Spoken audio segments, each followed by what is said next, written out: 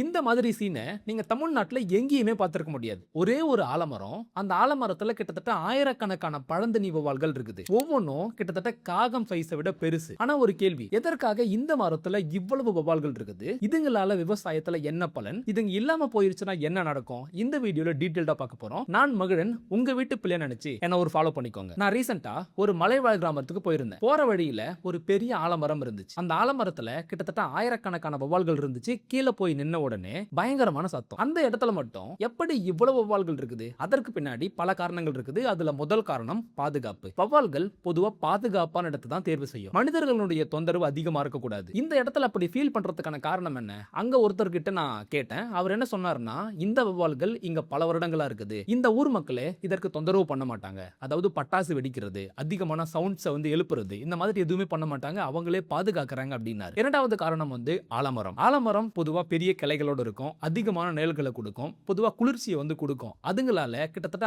ஆயிரக்கணக்கான எண்ணிக்கையில இங்க சர்வைவ் ஆக முடியும். அதனால தான் பெரும்பாலும் வௌவால்கள் ஆலமரம், அரச மரம், புளிய மரங்களை தேர்வு பண்ணுது. மூன்றாவது காரணம் ரொம்ப சிம்பிள். அதுங்களுடைய உணவு. இந்த கிராமத்தை சுற்றி கிட்டத்தட்ட பல கிலோமீட்டர் தொலைவுக்கு மாமர தோப்புகள் தான் அதிகமா இருந்துச்சு. பிளஸ் காடுகள் அதிகமா இருந்துச்சு. எக்கச்சக்கமான மரங்கள் இருந்துச்சு. அதுங்களுக்கு தேவையான உணவு ஈஸியா கிடைச்சிரும். அதுங்க மேக்ஸிமம் மாம்பழம், நாவல் பழம், அத்தி பழம் அண்ட் சப்போட்டா பழம் இந்த மாதிரியான அதிகமான பழங்களை சாப்பிடும். அதுக்கான உணவு அங்க கரெக்டா இருக்குது. இப்ப மெயின் மேட்டர் என்ன தெரியுமா? பல பேர் நினைக்கிற மாதிரி வௌவால்கள் விவசாயிகளுக்கு எதிரானது கிடையாது. மறைமுகமா அதுங்க விவசாயத்துக்கு சப்போர்ட் பண்ணுதுங்க. நைட்ல வௌவால்கள் பல கிலோமீட்டர் தூரத்துக்கு பயணிக்கும். அப்படி பயணிக்கும் போது அங்க விதைகளை ஸ்ப்ரெட் பண்ணி காடுகளை உருவாக்குதுன்னு விஞ்ஞானிகள் சொல்றாங்க. அதாவது மறைமுகமா காடுகளை உருவாக்குறதுக்கும் மரங்களை வளர்க்கறதுக்கும் இந்த சுற்றுச்சூழல் பாதுகாப்புல வௌவால்கள் பங்கு இருக்குது. அது மட்டும் கிடையாது, ஒரு சில தாவரங்கள்ல மகரந்த சேர்க்கைக்கு கூட ஹெல்ப் பண்ணுது அப்படிங்கிறாங்க. ஆனா இன்னைக்கு அதிகமான ஒளி மாசு காரணமா, நம்ம பெரிய பெரிய மரங்களை வெட்டுறதின் காரணமா இந்த மாதிரியான பழந்தின்னி வௌவால்கள் காணாம போயிட்டு இருக்குது. ஒரு காலத்துல நம்முடைய கிராமங்கள்ல சாதாரணமா தென்பட்டுச்சு. ஆனா இன்னைக்கு